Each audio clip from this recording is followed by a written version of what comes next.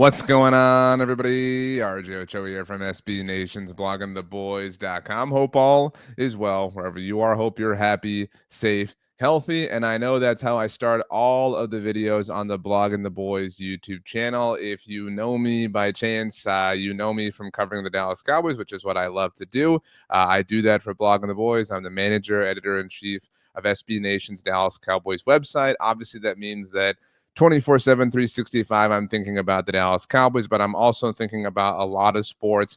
And in this particular case, thinking about golf a lot and covering golf for SB Nation. Playing Through is our golf vertical. You may have seen me pumping some articles out this golf season, obviously across the majors. And we're here on Monday, June the 9th, the Monday of US Open week. So very excited to have developed my own YouTube channel, my own personal one. Obviously, the Blogging the Boys channel is the Blogging the Boys channel, and where I will continue to create Dallas Cowboys content. In fact, today had a video go out, have some videos that I'm recording today.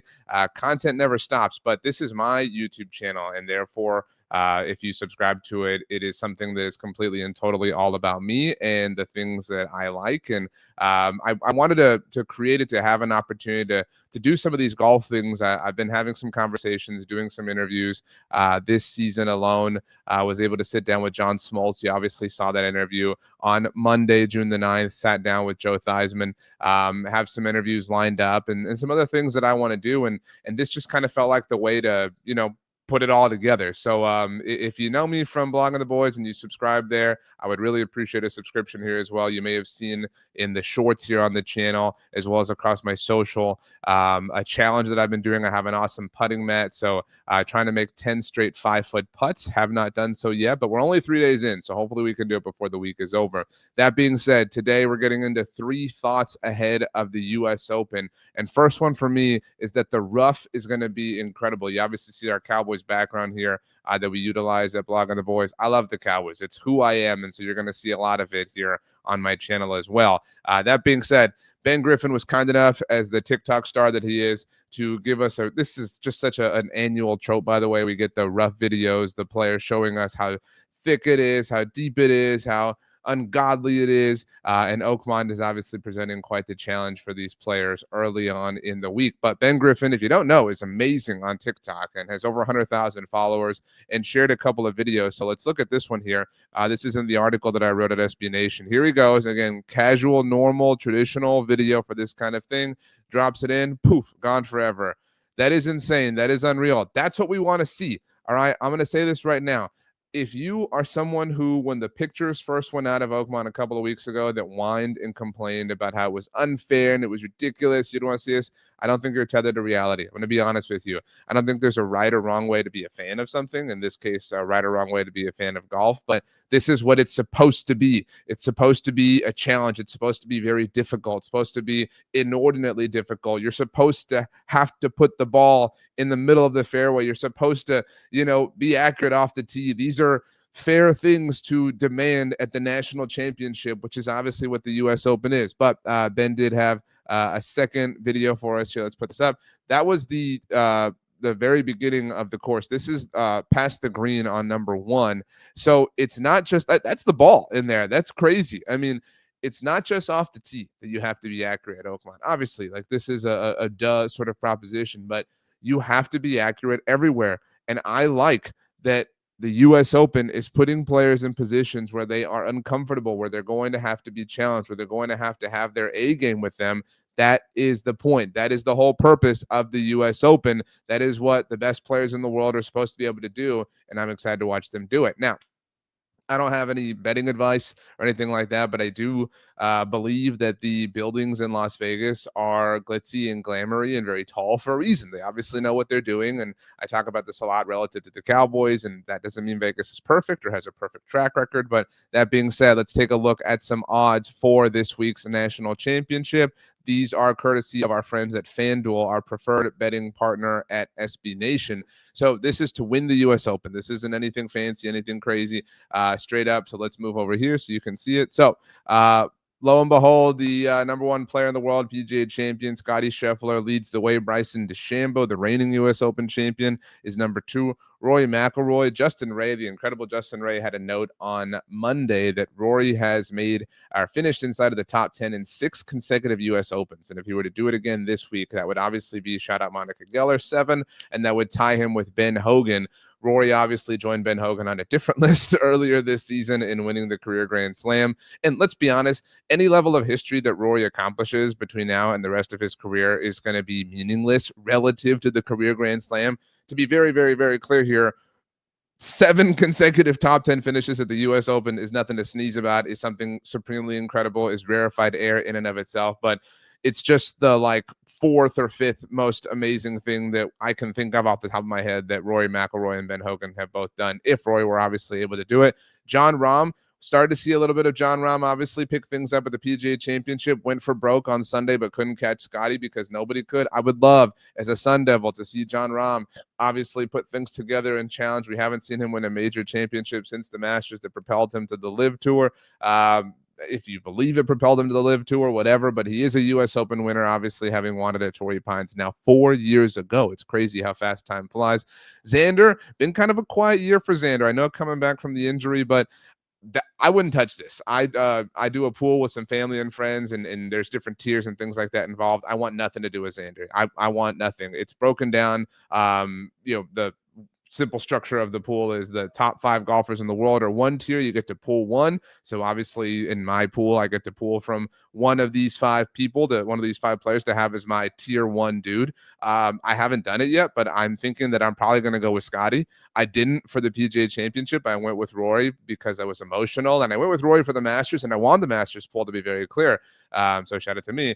But that being said, I am in no way touching Xander. If he wins, great. And obviously had an incredible year last year, an all-time year, and I think has justified a lot of what people have said about him in the past. I thought Bob Sturm, who does a great job covering the Cowboys, but also covering a number of things, had put it well in that, we now look at Xander's career and say, well, yeah, he has all these accomplishments. He just needed those major titles for some people to be able to see it, if that makes sense. But looking down the odds list, Colin Morikawa, he's had a fine year so far, but also kind of, we're kind of waiting, and this is where everyone on this list now, after Xander, let me move it down a little bit, is kind of, and it sounds strange to say about, players here with multiple majors on their resume, and Colin and Justin Thomas, but Brooks Koepka obviously could sit at the very bottom here. Brooks is maybe not quite in this territory, but these are all, again, Brooks aside, players who you win this U.S. Open, and all of a sudden we look at you very differently, right? Colin Morikawa wins this, and now we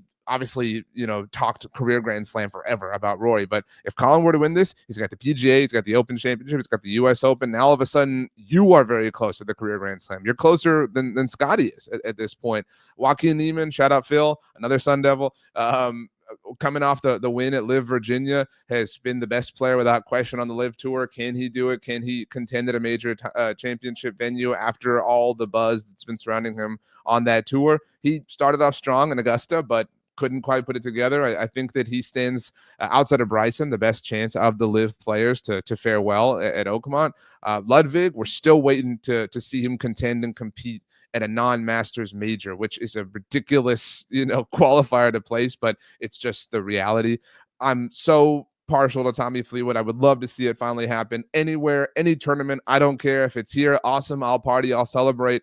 I wouldn't bet on it, though. I wouldn't bet on JT. Right now, he had the funny picture post the other day of the glare and everything, and it was awesome. I'm not really feeling it. Shane Lowry is a name, though. Shane has been really hot and really close a lot of different times this season, and I really, really, really like Shane Lowry. I think, that's a name to certainly kind of keep in mind as we get further and further down this list. Taylor Hatton is another name that obviously has contended at times in the past, but hasn't quite, put 4 full rounds together. As we look down, Patrick Cantlay. I mean, when was the last time you felt like, obviously he was in the mix last year at Pinehurst, but I mean, when was the last time you really felt like Patrick Cantlay was in control of anything? I mean, whatever. But Sepp Straka is another name to watch. Victor, I mean, now I'm just kind of getting depressed. You get the point. My overall takeaway, my second kind of thought in general, because this is 3 thoughts, is that I think this is going to go rather chalk. And I think that that's, sort of obvious based on the odds list. And it was really obvious at the PGA Championship. It was all the talk ahead of the PGA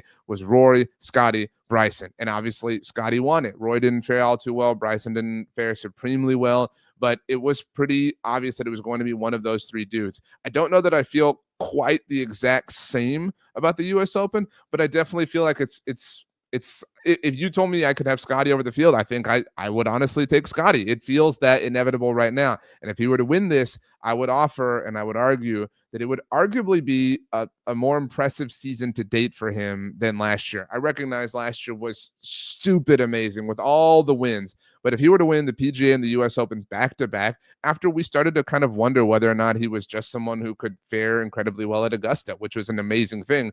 I mean, now we've already seen all the talk, all the discussion about how this is the closest thing. This is the modern Tiger, blah, blah, blah. I know we've said that sentence many different times, but he wins this week at Oakmont. Now we can fully and totally have that conversation.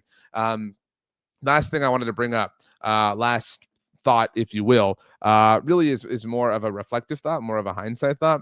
And I wrote about this for SB Nation. I wrote about all these things, by the way, so you can check it out. But this is from Claire Rogers of golf.com. She tweeted out on Sunday. I'll zoom in for you here. These are the official world golf rankings from the last time that the U.S. Open was at Oakmont.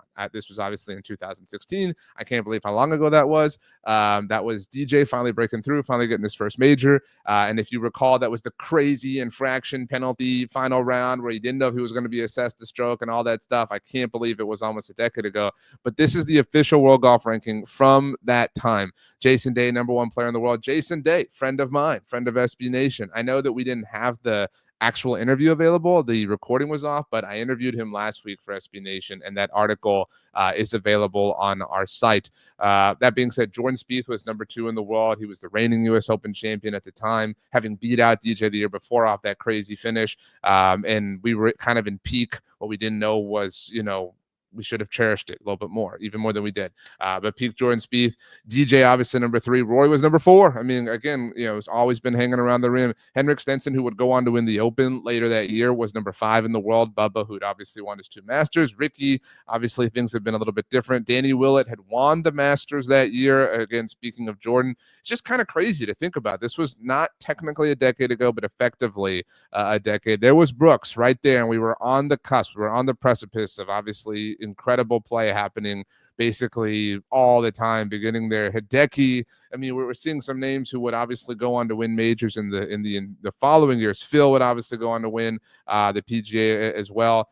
We keep looking. Shane is on this list. I mean, again, we're getting a little bit further down.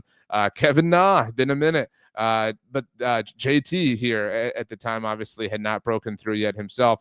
But I mentioned that Henrik would go on to win the Open, the final, because we talked about Danny Willett, obviously, and obviously DJ would win this tournament. But Jimmy Walker would go on to win the PGA Championship that year by 1 stroke over what was the number 1 player in the world at the time, in Jason Day. So it's kind of crazy, I think, to look back on something that was even only 9 years ago and believe it to, it feels like 100, to be quite honest. But at the same time, it sort of feels like, a year ago. I mean, it's weird how time works. And I like to kind of look at time weirdly, like that was 9 years ago. And 9 years before that was 2007 when Zach Johnson won the Masters. If you had asked me when Zach Johnson won the Masters, at the last U.S. Open in Oakmont in 2016, I'd be like, oh, that was like 50 years ago. It felt like forever. It's just the way time works in our brains relative to sports. And that's something that if you have followed my work around the Dallas Cowboys, you know that I like to apply to a lot of different things. And I can't thank you enough if you are somebody who follows what I do with the Cowboys and therefore has come over here to kind of see what this is all about. Like I said, I just wanted to have this channel and to develop it and to establish it and to start feeding it a little bit here.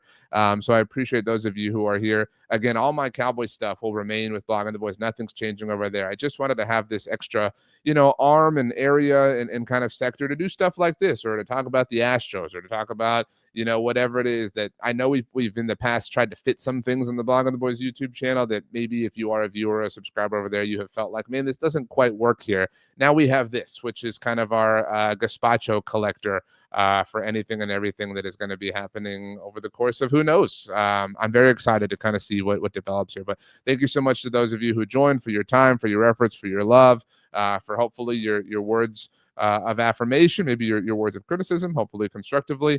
If you haven't yet, most people haven't, please subscribe to this channel. It is brand new, and I appreciate that so much more than you know, so much more than you really do know. I really do appreciate it. Thank you, everyone, for hanging out, and can't wait to see you next time. It is US Open week, and I hope each and every one of you enjoys every single second.